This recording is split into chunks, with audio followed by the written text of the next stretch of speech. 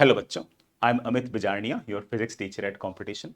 जो बच्चे जेई 2026 की प्रिपरेशन कर रहे हैं वो लगातार कई टाइम से मैसेज कर रहे हैं कि सर पूरा पूरा साल किस तरह से प्लान करना है, एग्जैक्टली क्या स्ट्रेटेजी होनी चाहिए, किन बातों का ध्यान रखना है, कौन सी कॉमन मिस्टेक्स हैं जो बच्चे लगातार कमिट करते हैं, उन मिस्टेक्स से हम कैसे बचें, कौन सी प्रॉब्लम्स हम फेस करेंगे, उन प्रॉब्लम्स को किस तरह से ओवरकम करें। सर आप पहले से हमें बता दीजिए। तो मैं इस वीडियो के थ्रू ये सारे की सारी चीज़ें आपके साथ डिस्कस करने वाला हूँ। मैं काफ़ी इस बात को मानता हूँ कि कोई बच्चा अगर पूरी की पूरी बात को अच्छे से समझेगा और उसे अच्छे से इंप्लीमेंट करेगा, क्योंकि वीडियो देखना तो आसान है, इंप्लीमेंट करना मुश्किल है। अगर कोई बच्चा उसको अच्छे से इंप्लीमेंट करेगा तो मैं एम वेरी श्योर कि वो पूरे पूरे साल को एफिशिएंट तरीके से यूज़ कर लेगा। और प्रॉब्लम्स तो आएंगी, बट वो प्रॉब्लम्स को पहले से भांप लेगा कि हाँ यार, मेरे को इस साल में जेई के साल में ये प्रॉब्लम्स आनी है और सर ने मुझे पहले से सिखा रखा है कि ये प्रॉब्लम आएंगी ही आएंगी और इसको फेस कैसे करना है, इसको ओवरकम कैसे करना है। मेरे सर ने मेरे को ये सिखा रखा है और मैं इसको बड़े आराम से मैनेज करके बड़े आराम से अपने पोटेंशियल के हिसाब से रैंक ले ही आऊंगा।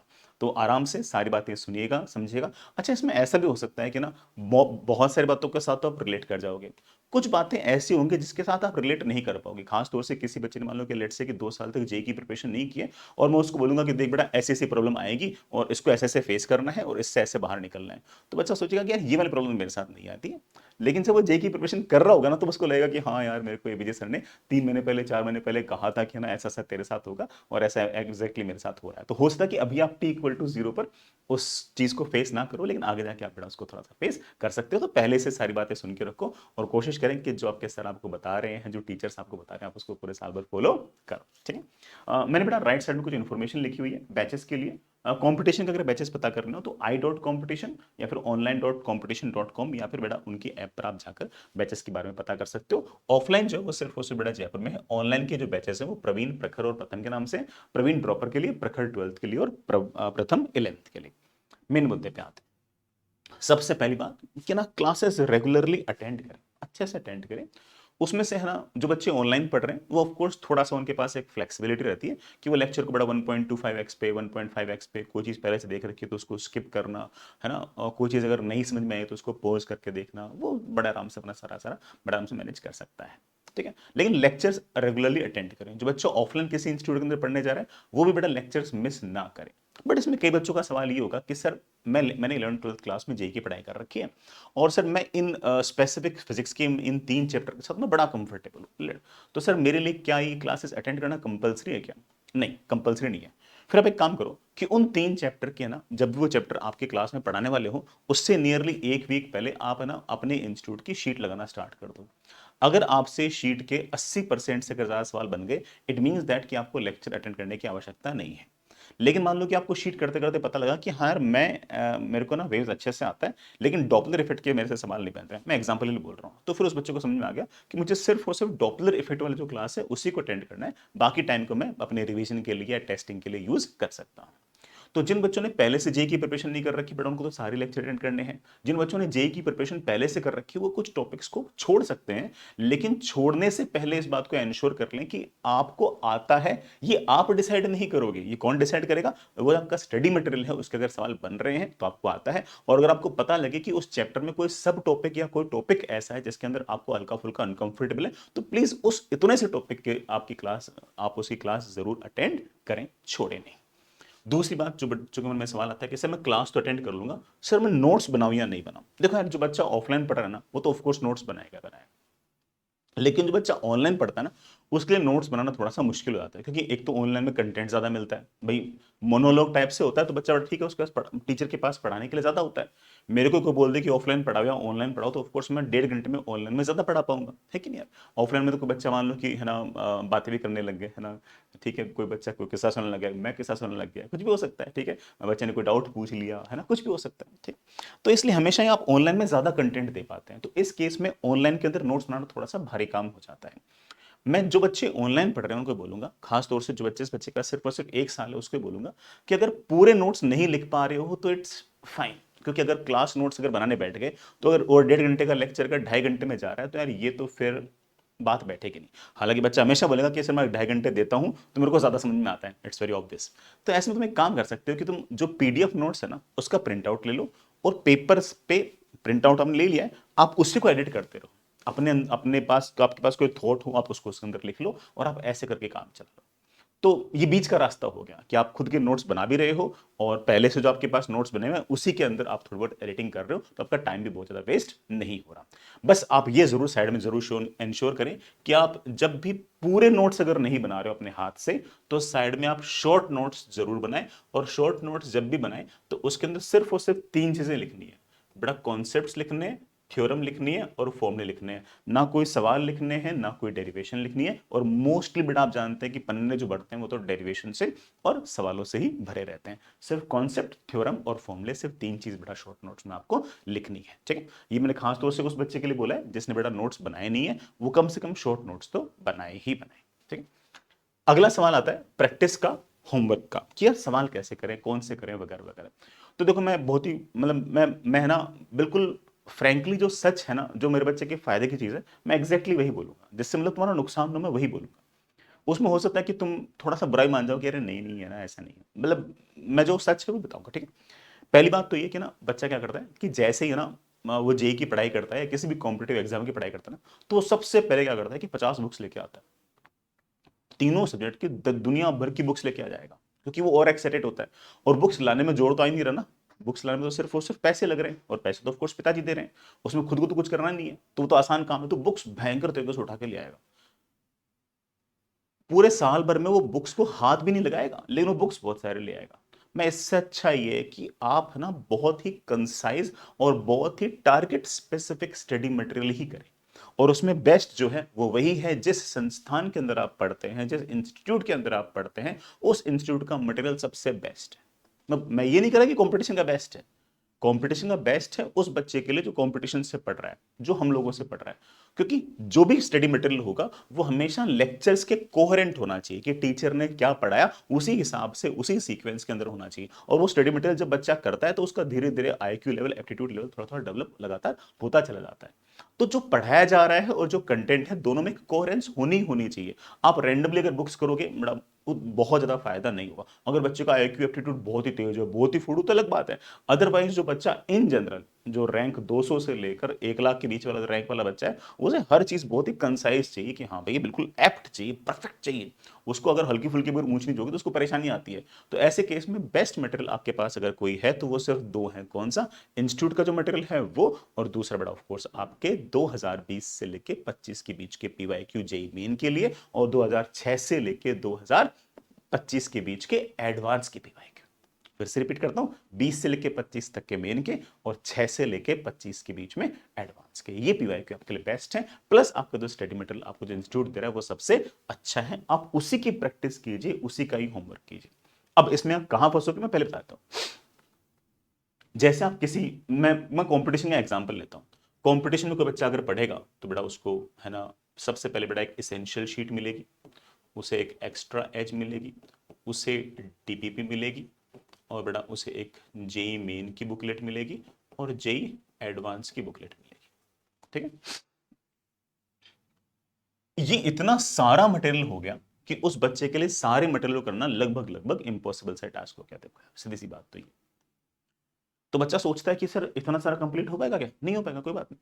तो उस केस में आपको यह पता होना चाहिए कि सीक्वेंस क्या है, और सीक्वेंस हमेशा ही easy, then moderate and then tough. Let's say कि किसी चैप्टर के अंदर इन सारे के सारे मेटल को मिलाकर 1 से लेकर 200 के बीच में सवाल है। आपको बस ये इंश्योर करना है कि आप सबसे पहले सबसे आसान वाला सवाल करें, और सबसे लास्ट में सबसे टफ वाला सवाल करें। और पूरे के पूरे 200 सवाल हो पाए ऐसा कंपलसरी नहीं है। जिस बच्चे की स्पीड बहुत तेज होगी, जिसने जेई की पहले से प्रिपरेशन कर रखी होगी, वो हो सकता है कि 200 के 200 सवाल कर ले और फिर बाद में सर को बोल दे कि मुझे और मटेरियल चाहिए। लेकिन कोई बच्चा हो सकता है कि जो बेचारा जेई की प्रिपरेशन पहली बार कर रहा है, वो हो सकता है कि कहते कि सर मेरा तो जैसे ही नेक्स्ट चैप्टर स्टार्ट हुआ और नेक्स्ट चैप्टर का मैं होमवर्क करने लगा, उससे पहले तो सर मैं सिर्फ और सिर्फ 1 से लेकर 70 सवाल तक ही कर पाया। इट्स फाइन, कोई दिक्कत नहीं है। लेकिन ये जो 1 से 70 वाले सवाल है, ये टफर साइड वाले नहीं होने चाहिए, ये इजियर साइड वाले होने चाहिए। मतलब आपको मूव कहां से कहां तक करना है, इजी से मॉडरेट, मॉडरेट से टफ। क्योंकि अगर आप सीधे अगर टफ सवाल पर जाओगे तो आपसे सवाल बनेगा नहीं। तो जब भी आप अपने इंस्टीट्यूट का स्टडी मटेरियल करें तो आप एक बार अपने टीचर से डिस्कस जरूर कर लें कि सर सीक्वेंस क्या रखना है। जो बच्चे कंपटीशन वाले हैं मैं उनको कहूंगा कि सबसे पहले बेटा इसेंशियल शीट करनी है। इसेंशियल शीट की एक्सरसाइज 1 करनी है। जैसे एक्सरसाइज 1 हो जाएगा फिर उसके बाद बेटा जेई मेन की जो बुकलेट है वो करनी है। उसके बाद डीपीपी के अंदर बेटा जेई मेन की डीपीपी अलग है और एडवांस की डीपीपी अलग है। फिर बेटा मेन की जो डीपीपी है उसे तीसरे नंबर पर रखना है। जैसे ये हो गया उसके बाद इसेंशियल शीट की एक्सरसाइज 2 करनी है। जैसे बेटा ये कंप्लीट हो गई उसके बाद जो एडवांस की बुकलेट है वो करनी है, और उसके बाद डीपीपी के अंदर जिन जिन डीपीपी के ऊपर एडवांस लिखा हुआ है वो करना है, और सबसे लास्ट में बेटा आपको इसेंशियल शीट करनी है। ऐसा ही कोई ना कोई सीक्वेंस हर संस्थान का होगा, हर इंस्टीट्यूट का होगा, हर अच्छे इंस्टीट्यूट का होगा। आप जाकर पूछें कि सर किस सीक्वेंस के अंदर करना है, क्योंकि अगर सीक्वेंस में नहीं किया ना तो क्या होगा कि आप पहले 5 सवाल कहीं रैंडमली उठाओगे टफ वाले, वो आपसे बनेंगे नहीं, आप छोड़ दोगे। वो टफ सवाल भी बन जाएंगे, लेकिन उस टफ सवाल के लिए जो आपका जो कैलकुलेशन अच्छी होनी चाहिए, आपका जो पास जो एक्सपीरियंस होना चाहिए, वो कैसे आएगा? वो आसान सवाल करते करते आप वहां तक पहुंचोगे, आप सीधे टफ सवाल पर नहीं जा सकते हैं। तो बेटा आप प्लीज है ना अपनी ये जो सीक्वेंस है वो एक बार अपने टीचर्स वगैरह से डिस्कस कर लीजिएगा। कंपटीशन वाले बच्चों को मैंने सीक्वेंस बता ही दिया है कि बेटा इसी सीक्वेंस के अंदर करना है। एंड अगेन बेटा ऐसा होता है कि एक चैप्टर के अंदर आपके इंस्टीट्यूट ने आपको 250 सवाल दिए, और 250 के 250 सवाल आपसे ना बने हो, मतलब पूरे के पूरे 250 ना बने हो, कोई दिक्कत नहीं है। अगर आपने उन 250 में से 200 कर लिए, वेल फाइन, आगे मूव करो। आपने उसमें से बड़ा 150 कर लिए और फिर बड़ा मान लो कि अगले चैप्टर का होमवर्क स्टार्ट हो गया, कोई बात नहीं, आगे मूव ऑन करो। ये इसी जगह नहीं बैठे रहना, आगे मूव करना आपको, ठीक है। नेक्स्ट इज बेटा जो भी आपके लेट से कि आपने ना किसी chapter next chapter clear your doubts, अपने डाउट्स लगातार पूछ के मूव ऑन करें। और मान लो कि लेट से कि बेटा आपने एक्सरसाइज 1 की, उसमें 20 सवाल थे, आपसे 3 सवाल नहीं हुए, वो 3 सवाल फटाक से पूछ लो। जैसे बेटा कंपटीशन वाले जो बच्चे हैं वो तो टीचर से बेटा ऑनलाइन टेलीग्राम पे पूछ लेंगे, फोन करके पूछ लेंगे, व्हाट्सएप पे पूछ लेंगे, ऐसे पूछ लो। लाइव डाउट क्लास होती है उसमें पूछना चाहो उसमें पूछ लो। जो बच्चे ऑफलाइन वाले हैं वो ऑफलाइन में अपने इंस्टीट्यूट में जाएं और वहां जाके पूछ लें कि सही वाला सवाल कैसे करेंगे। मैं एक बात और बोलता हूँ, जो बहुत ही अच्छा बच्चा है ना, वो कई बार डाउट के अंदर ये नहीं पूछता कि सर इसका आंसर कैसे आएगा, वो अक्सर ये पूछता है कि सर मैंने ये वाला सवाल ऐसे ऐसे किया और मेरा आंसर नहीं आया, क्यों नहीं आया? तुमने सुना कि दोनों बच्चों में अंतर क्या है? इन जनरल जो बच्चा है वो ये पूछता है कि सर ये एक्सरसाइज 2 का क्वेश्चन नंबर 5 कैसे करना है बता दीजिए। जो बच्चा टॉपर रैंक वाला है वो सोचता ही ये कि यार मेरा गलत क्यों, मैंने ऐसा क्या किया कि मेरा आंसर नहीं आया। तो वो कहता है कि सर मैंने एक्सरसाइज 2 का 5वां क्वेश्चन किया, सर मेरे से नहीं बना, मैंने ये कैलकुलेशन कर रखी है, सर बताओ ना क्या गलती है। अगर अच्छा टीचर होगा तो फटाक से बोल देगा कि देख बेटा तूने इसके अंदर है ना एंगुलर टर्म कंजर्व कर दिया, लेकिन जिस एक्सेस की बोर्ड तो एंगुलर टर्म कंजर्व कर रहा है ना, और उस एक्सेस की बोर्ड तो ये वाला टॉर्क है। बच्चा सर से समझ जाएगा, बोल देगा सर रुक जाओ मैं कर लूंगा, मैं कर लूंगा, मेरे से गलती हो गई, मैं इस गलती को पहचान गया हूं, अब मैं कर लूंगा। वो चाहता ही नहीं कि टीचर सवाल करे, वो चाहता है कि सवाल तो मैं ही करूंगा, और आपने मुझे बता दिया, आपने मुझे इशारा दे दिया कि मैंने क्या गलती की है। देख बेटा नॉन कंजर्वेटिव फोर्स का वर्ड है ना, उसके बावजूद तूने टोटल मैकेनिकल एनर्जी कंजर्व की, और हाँ सर कर ली, गलती हो गई ना, हाँ मैं सर अब मैं कर लूंगा, और सर नॉन कंजर्वेटिव फोर्स हो गया, टीएमए लग नहीं सकता, इसमें तो शायद वर्क एनर्जी थ्योरम लगेगी, मैं कर लूंगा सर। वो अलग बात है कि हो सकता है कि करने के बाद उससे आंसर ना हो, वापस आ जाएगा बच्चा उस टीचर के पास, बट वो जो खुद फाइट मार रहा है उसी से वो ज्यादा चीजें सीख पाएगा, ठीक है। तो डाउट्स बेटा लगातार अपने पूछते रहे, जब जब बेटा मौका मिले तब तब रिवीजन जरूर करें। अब रिवीजन कैसे करना है मैं इस पे बहुत ही क्लियरली दो बातें बोलता हूं। रिवीजन में बेटा एक तो ये है कि ना थ्योरी रिवाइज करें, और बेटा एक दूसरा है कि सवाल भी रिवाइज करें। थ्योरी रिवाइज करने में बेस्ट अगर कुछ है तो वो वही है जो अपने शॉर्ट नोट्स पहले से बनाए थे, ठीक है, उनको बार बार रिवाइज करें, और जो आपके क्लास नोट्स हैं उनके पन्ने पलटो, बहुत फायदा होगा। दूसरा बात है कि सवाल भी रिवाइज करें। सर इतने सारे सवाल कर लिए उनको रिवाइज कैसे करूंगा? नहीं, लेट्स से कि आपने, मैं से एग्जांपल भी बोल रहा हूं, 200 सवाल थे, आपने सिर्फ 70 सवाल ही किए, लेकिन उन 70 सवालों में से आपसे सारे सारे सवाल पहली बार में नहीं हुए होंगे, आपसे कई सवाल दूसरी बार में होंगे, कई बार तीसरी बार में, और कई बार टीचर से पूछने के बाद भी होंगे। जो सवाल आपको लगे हों कि यार ये वाले सवाल थोड़े से टफर हैं और ये मुझे किसी से पूछने पड़े हैं, उनको बड़ा एक बार ना लाल कलर के पेन से मार्क कर दिया करो। लेट्स से कि एक्सरसाइज 2 का 5वां वाला सवाल तो मुझे सर से पूछने के बाद ही समझ में आया था, तो उसको लाल मार्क कर लिया। जब भी आप रिवीजन करेंगे तो सवाल करते वक्त सिर्फ और सिर्फ वही वाले सवाल करेंगे जो आपने लाल मार्क कर रखे हैं। जो सवाल आपसे पहली बार में सही हो गया उस सवाल को वापस से करके आप कुछ भी हासिल नहीं कर लोगे। उस सवाल को जो कुछ सिखाना था वो सिखा चुका, वही सवाल आपको कुछ नया सिखा सकता है जो आपने पहली बार में गलत किया हो। तो प्लीज जब भी आप कोई सवाल गलत करो आप उसको रेड मार्क कर लो। रेड मार्क आप इसलिए कर रहे हो कि जब भी मुझे रिवीजन करने का मौका मिलेगा तो मैं सारे सवाल नहीं करूंगा, मैं सिर्फ और सिर्फ यही वाले सवाल करूंगा जो मुझसे पहली बार में गलत हुए। Next is but of course है ना, टेस्ट जरूर दें। टेस्ट जरूर जरूर जरूर दें और टेस्ट कभी भी मिस ना करें। अगर आपको किसी अच्छी आईआईटी, एनआईटी, ट्रिपल आईटी जाना है तो आपको लगातार रेगुलर जो भी आपके इंस्टीट्यूट में टेस्ट होते हैं वो सारे सारे टेस्ट आपको देने ही पड़ेंगे।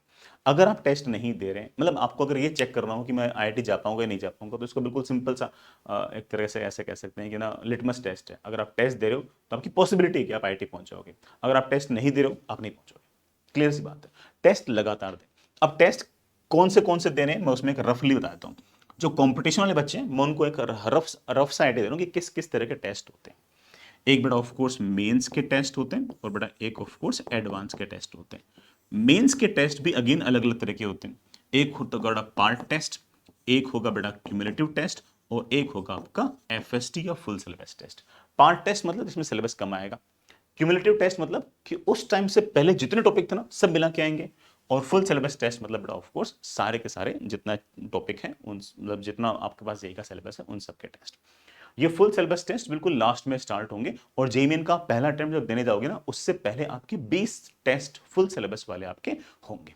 इसी तरह से ये जो एडवांस के टेस्ट हैं उसके अंदर भी पार्ट टेस्ट बेटा ये कम सिलेबस के, क्यूमुलेटिव टेस्ट बेटा ये ज्यादा सिलेबस के, आगे के सिलेबस के नहीं है सारे पीछे की, लेकिन इसमें शुरू से लेके उस टाइम तक के जितने टॉपिक हैं वो सारे आएंगे। और उसके बाद लास्ट में आपके पास अगेन फुल सिलेबस टेस्ट। ये 3 तरह के आपका टेस्ट आपको लगातार आपके इंस्टीट्यूट के अंदर मिलेंगे। कोई सा भी अच्छा इंस्टीट्यूट होगा वो इस तरह के टेस्ट लगातार लेगा और ये टेस्ट आपको लगातार देने हैं। इन सब के अलावा बेटा आप पीवाईक्यू के टेस्ट भी जरूर दें। खास तौर से जो बच्चे जेई मेन की प्रिपरेशन कर रहे हैं वो बेटा जेई मेन का कोई भी रैंडम पेपर उठाया और उसको ऐसे टेस्ट दे सकते हो। अगर आपका सिलेबस कंप्लीट हो जाए तो आप बेटा उसको किसी पुराने शिफ्ट का कोई पेपर उठाया उसे एज ए टेस्ट दे दिया। या फिर अगर मान लो कि सिलेबस कंप्लीट नहीं हुआ लेकिन आप चाहो कि सर मैं वर्क पावर एनर्जी के सवाल करना चाहता हूँ पीवाईक्यू वाले, तो बड़ा वो भी आपको अपनी ही ऐप के ऊपर कंपटीशन की ऐप के ऊपर मिल जाएंगे। आप वहां से अगर उसके टेस्ट देना चाहो तो दे सकते हो। तो पीवाईक्यू के भी 2 तरह के टेस्ट हो गए, एक बड़ा of course full syllabus test और एक बड़ा of course chapter wise test. ठीक है। तो आपके पास इतने सारे टेस्ट हैं, इन टेस्टों में अपनी अपनी जरूरत के हिसाब से आप मॉडिफाई करके लगातार टेस्ट देते रहे। लेकिन ये सारे के सारे टेस्ट हैं जो इंस्टीट्यूट आपके लेंगे। ये टेस्ट आपके कंपैरिजन के लिए है ना, आप अपने पीयर ग्रुप के साथ अपना कंपैरिजन कर पाओ उसके लिए काफी इंपॉर्टेंट है। तो ये वाले टेस्ट आप जरूर दें। जब भी टेस्ट दें उस टेस्ट को एनालाइज जरूर करें। एनालाइज में 2-3 बातें हैं। सबसे पहली बात कि पहले ये चेक करें कि मेरे से कितने सवाल गलत हुए। जो सवाल गलत हुए उनको फिर वापस से करो। सर वापस से, हाँ 75 क्वेश्चंस थे, 75 में से मैं एग्जांपल के लिए बोल रहा हूं कि लेट से 45 सवाल आपके सही हो गए, 30 सवाल आपसे छूट गए या गलत हो गए। उन 30 सवालों को आप वापस से करो। सर मेरे से तो एग्जाम में नहीं हुए तो अब कैसे हो जाएंगे? अरे हो जाएंगे। इन 30 में से कोई 10 सवाल होंगे जो अब आपको क्लिक कर जाएंगे। एग्जाम में क्लिक नहीं किए अब कर जाएंगे। लेकिन जब अब क्लिक करेंगे ना तो आपको अचानक से लगेगा कि अरे यार इतनी सी बात मैं एक्चुअल एग्जाम में नहीं सोच पाया। फिर ये बात आपके सबकॉन्शियस माइंड में सेट होती जाएगी और आपको क्या होगा कि अगली बार जब इस तरह की सिचुएशन आएगी तो वो आपको रिमाइंड कराएगी कि हाँ यार इस तरह के सिचुएशन को इस तरीके से हैंडल करना है। अब ये जो बड़ा आपके पास 35 सवाल थे जो आप छोड़ गए थे या गलत हो गए थे, उसमें से अब आप ऑब्वियस बात है कि 10 सवाल तो सही कर चुके हो। 25 सवाल ऐसे बचे जो अब भी सही नहीं हो रहे। अब इन 25 सवालों के आप टेक्स्ट सॉल्यूशन देखो, वीडियो सॉल्यूशन नहीं, टेक्स्ट सॉल्यूशन देखो। टेक्स्ट सॉल्यूशन फटाफट रीड कर लो, इसका आंसर ये, इसका आंसर ये, इसका आंसर ये, इसका आंसर ये, आंसर नहीं, इसका सॉल्यूशन ये, इसका सॉल्यूशन ये। अच्छा इसमें एंगुलर टर्म कंसीडर किया है, इसमें टॉर्क स्क्वायर अल्फा लगाया और इसमें मोमेंट ऑफ इनर्शिया लिख दिया। ये बिल्कुल आराम से पढ़ लो, फटाफट पढ़ लिया। अब वापस से करो। अब वापस से करोगे ना उन 25 में से तुमसे 15 सवाल अब भी हो जाएंगे। लास्ट में कोई 10 सवाल ऐसे बचेंगे जिसमें तुम्हें लगेगा कि यार ये तो अब भी नहीं हो रहे। अब उनके आराम से टेक्स्ट सॉल्यूशन को देखो, आराम से उनके साथ टाइम स्पेंड करो और उसके बाद लास्ट में फिर भी ना हो तो अपने टीचर के साथ बैठ जाओ कि सर ये वाले 10 सवाल मेरे से नहीं हो रहे, सर प्लीज मेरी हेल्प कर दो। वो आपकी हेल्प कर देंगे, आपका काम बड़े आराम से बन जाएगा। साथ ही साथ जब पेपर का एनालिसिस करें तो लास्ट में जब आप पेपर सबमिट करते हो और आपका रिजल्ट आता है तो उस रिजल्ट पर यह होता है कि आपने टाइम कहां कहां कितना कितना दिया है, अनअटेम्प्टेड क्वेश्चंस पर कितना समय बिताया है और रॉन्ग क्वेश्चंस पर आपने कितना समय बिताया है। ये एक बहुत ही अच्छा पैरामीटर है। अगर आप बाकी बच्चों के मुकाबले ज्यादा समय अनअटेम्प्टेड और रॉन्ग क्वेश्चंस को अगर दे रहे हैं इसका मतलब ये हुआ कि आपको सवाल छांटना नहीं आता है। मैंने एक एग्जांपल दिया कि एनालिसिस के अंदर ऐसे ऐसे पैरामीटर्स होते हैं। आप इन सारे के सारे पैरामीटर्स को आराम से इत्मीनान से एनालाइज करें और देखें कि मुझे अपने एग्जाम देने के टेस्ट स्किल्स के अंदर और किस किस तरह के बदलाव लगातार करने हैं। ये मैंने एग्जांपल के लिए बोला कि कोई बच्चा कहते हैं कि सर बाकी बच्चे तो है ना अनअटेम्प्टेड क्वेश्चंस के ऊपर सिर्फ और सिर्फ 30% ऑफ टाइम बताते हैं, मैं सर 50% टाइम तो अनअटेम्प्टेड क्वेश्चंस भी दे रहा हूं। इसका मतलब मैं सवाल पढ़कर ये समझ नहीं पा रहा कि मेरे से बनेगा नहीं बनेगा। तो इसका मतलब मुझे किस बात पे काम करनी है? मुझे इस बात पे काम करना है कि मैं सवाल को देखते समझ जाऊं कि ये डुएबल है या नहीं है, ये मैं कर पाऊंगा या नहीं कर पाऊंगा। ये धीरे धीरे तुम जैसे जैसे बेटा ट्राई करोगे, ये चीजें धीरे धीरे हमारे अंदर डेवलप होती चली जाएंगी। अगला पॉइंट बेटा, take good care of your physical and mental health. बेटा अपने स्वास्थ्य का अच्छा ध्यान रखें, खुश रहें, मस्त रहें। अगर आपके पास बेटा कोई लेट से कि है ना, कोई अगर आप स्पोर्ट्स खेलना पसंद हो बेटा, किसी को मेडिटेशन योगा करना पसंद हो, किसी को रनिंग करनी पसंद हो, तो बेटा जो भी आप काम करते हैं उसके लिए आप बेटा रोज दिन के अंदर आधा पौन घंटे के आसपास का समय निकाल सकते हैं, कोई दिक्कत नहीं है। अच्छी नींद लें, है ना, 7 घंटे 7.5 घंटे के आसपास की नींद अच्छी होती है, बढ़िया होती है, कोई दिक्कत नहीं है। कोई बच्चा कहता है कि सर मैं दिन के अंदर, डे टाइम के अंदर भी सर मैं आधा घंटे के आसपास सोता हूँ, तो इट इज टोटली फाइन, कोई ऐसी खास दिक्कत नहीं है। एक्चुअल एग्जाम जब जे का आने वाला हो, तब वो दिन वाला जो टाइम है उसके अंदर आपको नींद थोड़ी सी बंद करनी पड़ेगी। बट पूरे साल अगर आपको लगता है कि इस आधे घंटे सोने से आपको फ्रेशनेस मिलती है, तो it is acceptable. Take good care of health, अच्छी नींद लें, है ना बेटा। कोई अगर स्पोर्ट्स वगैरह में आधा पौन घंटा लगा सकते हो तो लगाएं, कोई ऐसी खास दिक्कत नहीं है। पूरे साल भर बेटा work on efficiency, aptitude, rational thinking, testing skills, emotional quotient and IQ. ये हमारा एम होना चाहिए। हमारा एम रैंक नहीं होना चाहिए। हमारा एम ये होना चाहिए कि मैं साल भर इस तरह से पढूं कि मेरे अंदर ये वर्क एथिक्स अच्छे हों, मैं किसी तरह से बेटा अपना एप्टीट्यूड बेटर कर पाऊं, एफिशिएंसी बेटर कर पाऊं। भाई कई बच्चे होते हैं किताब खोल के बैठे रहते हैं दिन भर, किताब को घूरते रहते हैं और सोचते रहते हैं कि मैं आईआईटी जाऊंगा तो ये कर लूंगा, वो कर लूंगा, मैं आईआईटी नहीं जा पाया तो क्या होगा, वगैरह वगैरह। तो उस तरह के बच्चे की तरह ना बने, एफिशिएंट बने। पढ़ो तो सिर्फ और सिर्फ पढ़ने पर ही ध्यान होना चाहिए, खेलो तो सिर्फ और सिर्फ खेलने पर ही ध्यान होना चाहिए। मैंने बेटा कुछ पॉइंट्स ऐसे भी लिखे हैं जो बेटा आपको नहीं करने हैं, बिल्कुल भी नहीं करने हैं। सबसे पहली बात बेटा, डोंट प्रोक्रेस्टिनेट, चीजों को टाले नहीं। जिस दिन का जो काम है ना, वो उसको उसी दिन ही निपटा लो। और इसके लिए मेरे पास एक छोटा सा पॉइंट है कि प्रोक्रेस्टिनेशन नहीं हो, इसके लिए आपको है ना एक डेली प्लानर बनाना चाहिए। आपका एक डेली का एक प्लानर होना चाहिए कि मैं पूरे पूरे दिन के अंदर ये वाले काम ऐसे ऐसे निपटाऊंगा। आप हमेशा ही जो भी प्लानर बनाओ ना बेटा, वो हमेशा फिजिबल होना चाहिए। मतलब ऐसा नहीं होना चाहिए कि आप ये बोल दो कि यार मैं एक दिन के अंदर ना ये कर दूंगा, वो कर दूंगा। जो तुमसे लगे ना कि मैं चीज कंप्लीट कर सकता हूँ, उतना सा लिख दो कि मैं इस दिन के अंदर ये वाला चीज कंप्लीट कर सकता हूँ। दिन के अंदर बेटा तुम्हें ना कम से कम एक बार है ना 3 घंटे लगातार प्रैक्टिस का कोई ना कोई टाइम स्लॉट जरूर बनाओ। अब प्लानर कैसे बनेगा, टाइम टेबल कैसे बनेगा, वो हर बच्चे का अलग अलग है बेटा, उसमें कोई फिक्स नहीं है। हर बच्चा अलग होता है, हर घर की स्थिति अलग होती है ना। किसी बच्चे को रात को पढ़ना अच्छा लगता है, किसी को दिन को पढ़ना अच्छा लगता है, सब बच्चे डिफरेंट है ना। तो इसमें कोई फिक्स प्लानर नहीं है, आपको जैसा ठीक लगे वैसा कीजिए। बस मेरी तरफ से क्या है कि मेरी तरफ से ये कि आपको बड़ा 7 घंटे की नींद जो है ना, मुझे ऐसा लगता है कि वो कंपलसरी है। दिन में एक बार 3 घंटे की प्रैक्टिस लगातार कंपलसरी है। बाकी टाइम में जब आपको जैसा ठीक लगे बड़ा वैसे करो। प्रोक्रेस्टिनेशन में जो सबसे बड़ी दिक्कत है ना, मतलब प्रोक्रेस्टिनेशन किस कारण से आता है बताता हूँ। कई बच्चों की आदत होती है कि वो 1 घंटे बैठते हैं फिर उठते हैं, फिर 1 घंटे बैठते हैं फिर उठते हैं, फिर 1 घंटे पढ़ते हैं फिर उठते हैं। मुझे ऐसा लगता है कि इसमें काफी ज्यादा दिक्कत है। वो 1 घंटे बैठकर जब उठेगा ना, तो वो उठेगा कि मैं 15 मिनट बाद वापस आ जाऊंगा, लेकिन वो 15 मिनट बाद वापस आता नहीं है। और वो 15 मिनट बाद वापस नहीं आने के पीछे मेन कारण ये है कि है ना, एक तो है ना, सबसे मेन कारण तो ये है कि ना, वो उसका एक इनर्शिया आ गया नहीं पढ़ने का। जैसे जिस टाइम वो पढ़ रहा था ना, उस टाइम पढ़ने का इनर्शिया था। जब वो एक बार पढ़ने से उठ गया ना, अब उसका नहीं पढ़ने का इनर्शिया आ गया। तो वो जो फेस चेंज है ना, वो बहुत टफ है। वो फेस चेंज बहुत टफ है। जैसे मैं एग्जांपल बोलूं कि लेट से कि ना, ठंडे पानी से नहाना सर्दी के अंदर इज नॉट दैट टफ, लेकिन ठंडे पानी से नहाना स्टार्ट करना इज वेरी टफ। उसी तरह से पढ़ना इज नॉट दैट टफ, पढ़ाई स्टार्ट करना इज वेरी टफ। अगर कोई बच्चा मान लो कि लेट से एक एक घंटे की पॉज लेके फिर बाद में अगर पढ़ने बैठता, तो उसे ऑफ कोर्स है ना बार बार पढ़ाई स्टार्ट करनी पड़ेगी। और पढ़ाई स्टार्ट करना टफ होता है, और पढ़ाई करना स्टार्ट करना अगर टफ होता है, तो इंसान जो 15 मिनट का जो गैप था ना, उसको बढ़ाते बढ़ाते 45 मिनट का, कई बार 2-2 घंटे का गैप कर देता है। तो इस कारण से मैं कहूंगा थोड़ा लॉन्गर सिटिंग आवर्स जो है ना, वो ज्यादा अच्छे रहते हैं। उसमें पढ़ाई का इनर्शिया लगातार बने रहता है, और आपको बार बार है ना ऐसे जो बीच का जो टाइम जो लीक होता है ना, वो उतना ही कम होगा। दूसरा मुझे प्रोक्रेस्टिनेशन का जो सबसे बड़ा कारण लगता है बड़ा, वो मुझे लगता है कि आपका जो फोन और सोशल मीडिया ना, ये बहुत बड़ा कारण है। बच्चा पढ़ते पढ़ते फोन देखने लग जाता है, बच्चा पढ़ते पढ़ते मैसेज के रिप्लाई करने लग जाता है। अरे तुम कौन से कलेक्टर हो जो तुम्हें आज ही रिप्लाई करना है किसी मैसेज का? यार वेट कर लो। ऐसा क्या, ऐसा कोई कौन सा तुम पहाड़ तोड़ रहे हो? ठीक है तुम्हारे पास, फोन दूर रखो, सोशल मीडिया से दूर। बल्कि मैं तो क्लियरली बोल रहा हूँ, किसी बच्चे को अगर सीरियसली अगर आईआईटी जाना हो ना, सोशल मीडिया के सारे अकाउंट को डिलीट ही करो, परमानेंटली ही डिलीट कर लो, बाद में बना लेना, बाद में बना लेना।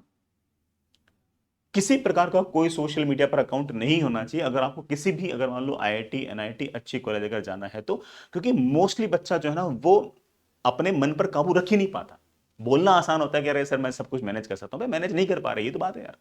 तो इसलिए आई वुड से दैट कि थोड़ा सा फोन से सोशल मीडिया से दूरी बनाएं, और बल्कि सोशल मीडिया के सारे अकाउंट डिलीट करें। अगर आप कह दो कि नहीं सर मैं तो सोशल मीडिया के अकाउंट डिलीट नहीं करूंगा और मेरी तो सर 2000 रैंक आएगी, और आपकी 2000 आ भी गई, तो मैं बहुत ही क्लियरली बोल रहा हूं फिर बेटा तुम 2000 के लायक थे ही नहीं, तुम 500 रैंक के लायक थे। तुम्हारे 2000 इसलिए क्योंकि तूने फोन चलाया, तूने सोशल मीडिया का यूज किया। मैं तो बल्कि ये कह रहा हूं कि फोन से सोशल मीडिया से हमेशा ही आपकी रैंक पर कोई ना कोई बड़ा कुप्रभाव पड़ेगा ही पड़ेगा। उससे दूरी बनाए बनाए, वो बार बार बेटा आपको प्रोक्रेस्टिनेट करने के लिए, चीजों को टालने के लिए बार बार उकसाते हैं। मतलब तुम्हें क्या, मुझे भी कर देंगे। अगर मैं भी एक बार अगर फोन देखने लग गया ना, तो मैं फिर फोन देखते चला जाता हूँ। अगर मेरे साथ ऐसा है तो ऑफकोर्स बेटा आपके साथ भी ऐसा है। आप बल्कि आप तो मेरे से भी छोटे हो, बच्चे हो आप तो ना, तो आप तो ऑब्वियस बात है कि आप तो दिक्कत ज्यादा आएगी। दूसरा पॉइंट हालांकि इसी से रिलेटेड ही है, दैट इज डोंट लेट, मैंने बड़ा ऐसे, मैंने आपको बच्चा सोचा सर लेट बैकलॉग क्रिएट ना, कि बैकलॉग क्रिएट होना, मैंने बड़ा ये लिखा है डोंट, ऐसे पढ़ा करो पुराना, डोंट प्रोक्रेस्टिनेट या फिर don't let backlog create. Backlog को क्रिएट मत होने दो। अब बैकलॉग क्रिएट होने के पीछे सबसे बड़े मेन कारण दो हैं। एक तो बड़ा ये कि हमने पढ़ाई को समय नहीं दिया और हम चीजों को टालते गए, मैं उस पॉइंट को तो क्लियर कर चुका हूं।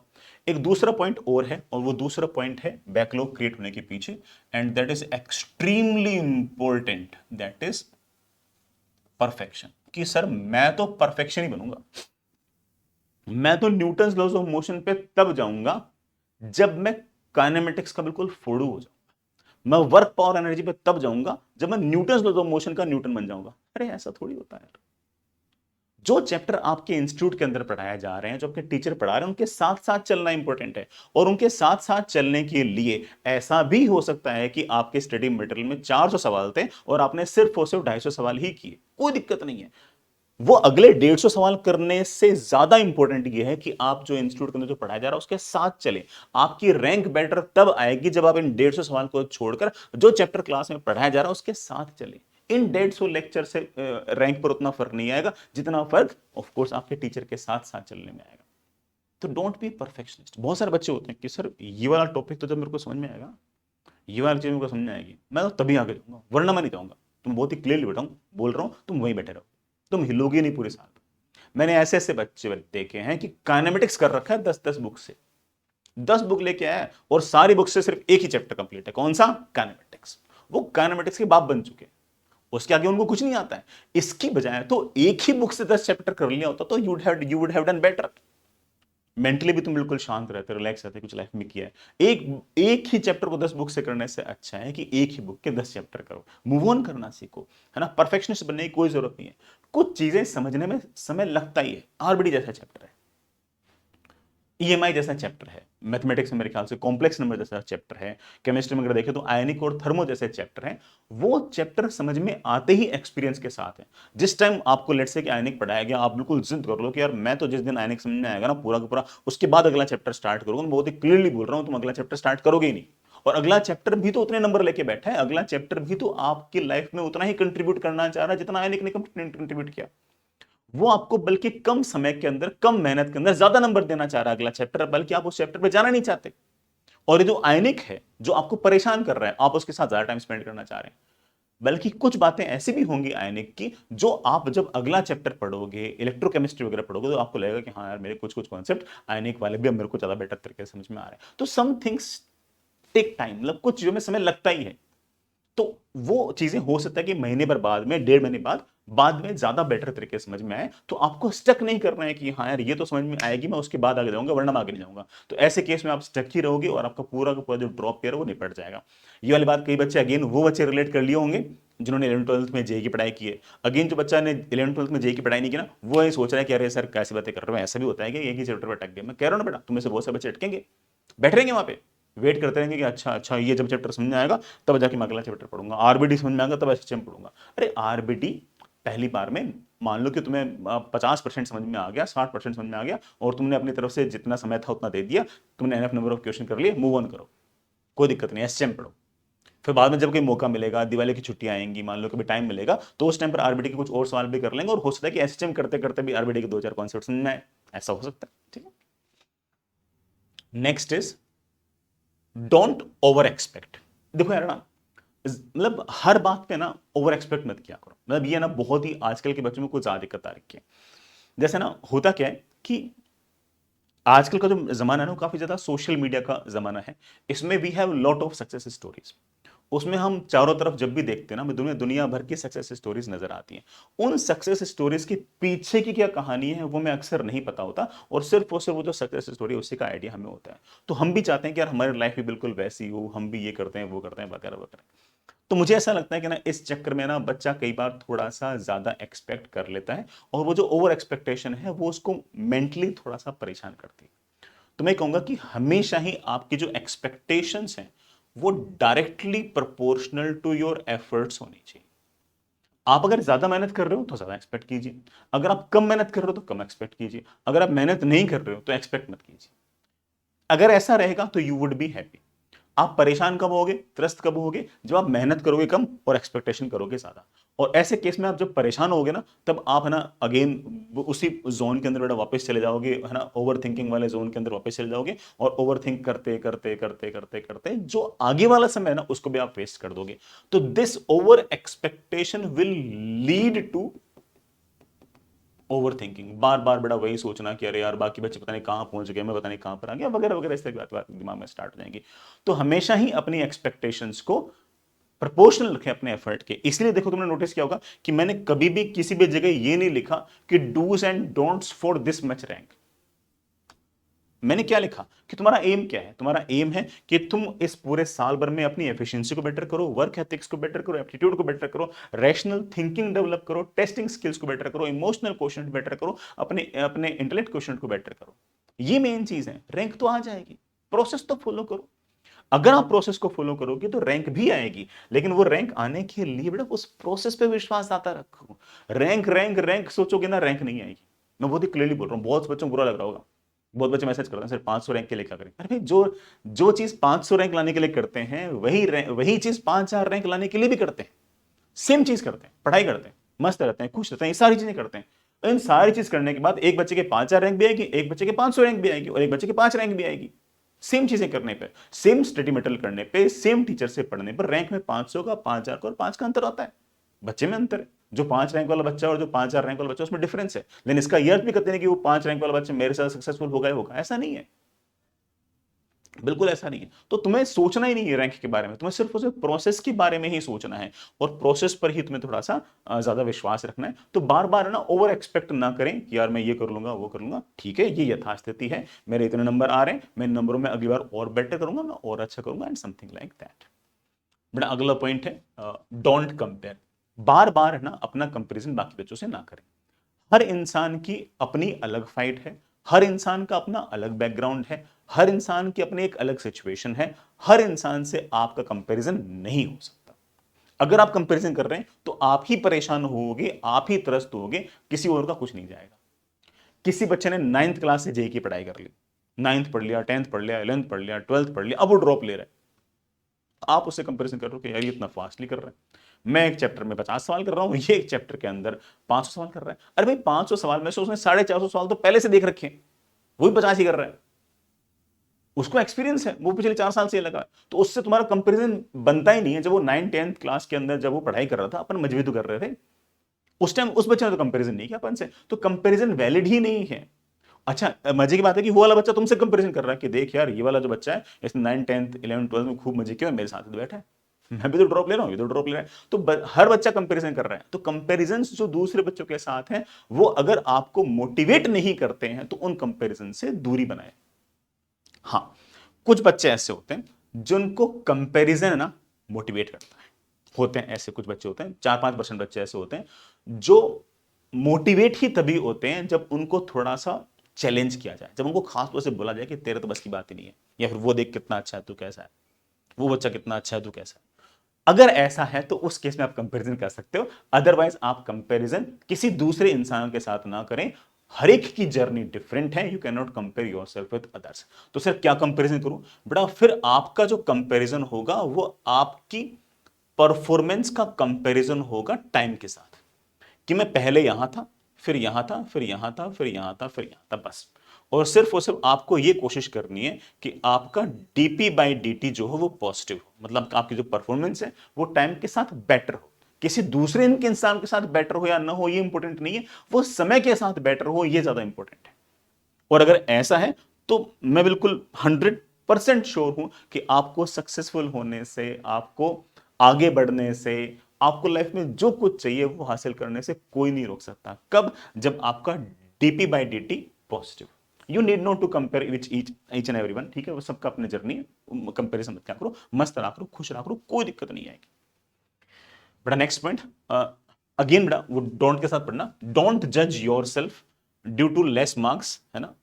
देखो होगा क्या कि ना जैसे ना बच्चा है ना अपने इंस्टीट्यूट के जो टेस्ट होते हैं ना उसको है ना काफी दिल पे ले लेता है। मैं से एग्जांपल बोलता हूं कि लेट्स से कि कोई कंपटीशन का बच्चा है, उसका जेईई मेन का टेस्ट हुआ और उसके 300 में से लेट्स से उसके 100 नंबर आए। अब जैसे उसके 100 नंबर आए ना, अब उसने सारी गणित लगाना स्टार्ट कर दी, क्योंकि बच्चा भले ही पढ़ ना रहा हो लेकिन उसको इन्फॉर्मेशन सारी है कि अच्छा 100 नंबर पर तो लास्ट ईयर इतनी परसेंटाइल थी, इस परसेंटाइल पर तो ये रैंक थी, इस रैंक पर तो कुछ नहीं मिला था। मतलब वो अपने इंस्टीट्यूट के एक सिंपल पार्ट टेस्ट में 300 में से 100 नंबर आने को डायरेक्ट एक्स्ट्रापोलेट करके सीधे ही एनटी वेंटी को बीच में से निकालकर सीधी अपनी जेई की रैंक निकाल रहा है और उससे अपने आप को जज कर रहा है। So stupid. तो कुछ एंटी वालों को भी करने दो। ये जो पेपर है ये एनटीए नहीं ले रहा है, ये तो आपके इंस्टीट्यूट वाले ले रहे हैं, ये तो हम ले रहे हैं, कंपटीशन वाले ले रहे हैं। ये किस लिए लिया जा रहा है? ये इसलिए लिया जा रहा है कि देख बेटा तेरे 300 में से 100 नंबर आए, बाकी 200 नंबर के तो सवाल छोड़ के आया, गलत करके आया। Spend time with those questions. वो तो मैं टेस्टिंग स्किल्स वाले केस में बता चुका हूं पिछले वाले पेज के अंदर कि कैसे उनके साथ टाइम स्पेंड करना है। वही 200 नंबर के सवाल ऐसे हैं जो आपका हित चाहते हैं, आपका भला चाहते हैं, वो चाहते हैं कि बच्चा कुछ सीखे। जो 100 नंबर के सवाल आपने सही कर लिया ना, भले ही आपने आपकी थोड़ी ईगो बूस्ट कर दी हो, आपको बढ़िया फील करा दिया कि यार ये वाला सवाल बढ़िया है, लेकिन उन सवालों में कुछ भी ऐसा नहीं कि जो आपको सिखा सके। जो सवाल आपको एक्चुअल में कुछ सिखाना चाहते हैं वो तो वो बाकी 200 नंबर के सवाल हैं जो आपसे गलत हुए हैं या फिर आपने जिनको छोड़ के आए। Spend time with those questions, उनके साथ समय बिताओ, और उनके साथ आप समय बिताओगे तो यू विल सी दैट कि मतलब तुम्हारा परफॉर्मेंस लेवल ही इंक्रीज हो गया, बहुत अच्छा कर रहे हो। लेकिन दिक्कत ये है कि बच्चा ना अपने अनकंफर्टेबल जोन में जाता ही नहीं है। ये उसका कंफर्टेबल जोन है। और जो 200 नंबर के, रफली 200 नंबर बोल रहा हूं बेटा, अदरवाइज है ना ऑफ कोर्स नेगेटिव मार्किंग वगैरह भी रही होगी, ठीक है। 200 नंबर के जो सवाल है जो उससे गलत हुए हैं या जो छूटे हैं, वो सवाल एक्चुअल में उसके अनकंफर्टेबल जोन में है। और आपको जाना कहां चाहिए? ये जो अनकंफर्टेबल जोन है इसके अंदर जाके बैठना चाहिए कि यार ये वाले सवाल मेरे से नहीं बने, कहां गलती हुई, क्या कमी रही, मैं इनको कैसे बेटर करूं। अच्छा ये वाला सवाल नहीं आता, ये फॉर्मूला गलत आता था, या मैंने कैलकुलेशन में मिस्टेक कर दी, यहाँ पर मैंने इनकरेक्ट को करेक्ट पढ़ लिया, यहाँ पर मैंने एंगुलर टर्म कंसिडर नहीं कर सकता फिर भी कंसिडर कर दिया, यहाँ पर मैंने ये कर दिया, यहाँ पर मैंने वो कर दिया। Spend time with your uncomfortable zone, इनके साथ समय बिताओ। तो ये जो बीच बीच में जो आपके इंस्टीट्यूट के अंदर जो टेस्ट हो रहे हैं उनके जो कम नंबर आ रहे हैं उसके कारण बार बार अपने आप को जज करके सेल्फ डाउट में ना जाएं, बल्कि उसको ऐसे सोचें कि ये तो मेरे को सिर्फ वैसे भी बताते हैं कि आज के दिन t इज इक्वल्स टू 0 पर मेरी परफॉर्मेंस कैसी है और मेरे में क्या कमियां हैं और मेरे में क्या अच्छाई है। अच्छा मेरे को ना इन 300 में से 150 नंबर आए, ये जो 150 नंबर आए इन इन टॉपिक्स के ये मेरे अच्छे हैं, ये जो बाकी 150 मेरे जो नंबर कटे हैं ये यहाँ कटे हैं। अच्छा मुझे डॉपलर लगाना नहीं है, अच्छा मुझे बीटा माइनस डीके और बीटा प्लस डीके के अंदर अंतर नहीं पता, अच्छा मुझे ये वाला फॉर्मूला गलत आता था। कौन बताएगा तुम्हें सब बातें? टेस्ट तो बताएंगे तुम्हें सब बातें। तो इस बात को तुम ऑब्जेक्टिवली सोचो कि टेस्ट में जो नंबर आ रहे हैं उसको हमेशा ऑब्जेक्टिवली लो, उसको दिल पे नहीं लेना कि अच्छा अच्छा ये तो मेरी बेइज्जती करने के लिए एग्जाम बनाया गया। नहीं नहीं ऐसा कुछ नहीं है। और अगेन ये जो 300 में से 100 नंबर आए हैं उसको बच्चा जो एक्स्ट्रापोलेट करता है कि इससे मेरे एनटी में ये हो जाएगा और वो हो जाएगा, एक्चुअल जे में ये हो जाएगा वो हो जाएगा, ये जस्ट ओवर थिंकिंग है, इससे कुछ भी हासिल नहीं होने वाला है। ठीक है, प्लीज इस बात का ध्यान रखें। तो थोड़े इस सेल्फ डाउट से थोड़े से दूर रहें। बेटा next is don't let emotions control you, है ना। Be professional. अब आप बड़े हो गए हो, है ना, अब आप छोटे बच्चे नहीं रहे हो, अब आप बड़े हो रहे हो, प्रोफेशनल बने, इमोशनल ना रहे। इसके पीछे एक कारण ये भी है कि ना एग्जाम जो है ना वो आपके आईक्यू को, एप्टीट्यूड को, एनालिटिकल स्किल्स को, कैलकुलेशन को, मेहनत को, इवन वर्क एथिक्स को, एफिशिएंसी को, इन सबको तो जज करता ही करता है। वो साथ साथ में इस बात को भी जज करता है कि आप इमोशनली कितने स्ट्रांग हैं। बीच पेपर के अंदर कोई 3 सवाल जेई वालों ने ऐसे डाल दिए जो भयंकर टफ है, इतने टफ है कि उन पर जो आपके टीचर्स हैं वो भी अगले 2 साल तक लड़ते रहेंगे कि इसका आंसर ये होना चाहिए, इसका सोल्यूशन ये होना चाहिए। ऐसे 3 सवाल डाल दिए। यही 3 सवाल किसी बच्चे की शिफ्ट के अंदर बिल्कुल शुरुआत के अंदर आ गए। पहला आ गया, दूसरा आ गया, तीसरा। जिस बच्चे को इमोशंस बेटर तरीके से हैंडल करने नहीं आते, वो क्या सोचेगा, पहला सवाल किया नहीं हुआ, दूसरा सवाल किया नहीं हुआ, तीसरा सवाल किया नहीं किया, और उन सवाल में समय भी निकल गया। हो जाता क्या सोचेगा कि यार मेरे से तो कुछ नहीं हुआ, मैं तो किसी काम का ही नहीं, मैं तो बिल्कुल बेकार हूँ, मैंने तो घर वालों का, मेरे टीचर्स का नाम ही खराब कर दिया, मतलब मैं तो बिल्कुल एकदम है ना, किसी बिल्कुल गया गुजरा हूँ, किसी काम का नहीं। फिर fourth question, fifth question, six question बिल्कुल आसान है, सब पढ़े हुए हैं उसके, लेकिन वो उन पर अटैक ही नहीं कर पा रहा क्योंकि उसका कॉन्फिडेंस लूज हो चुका है।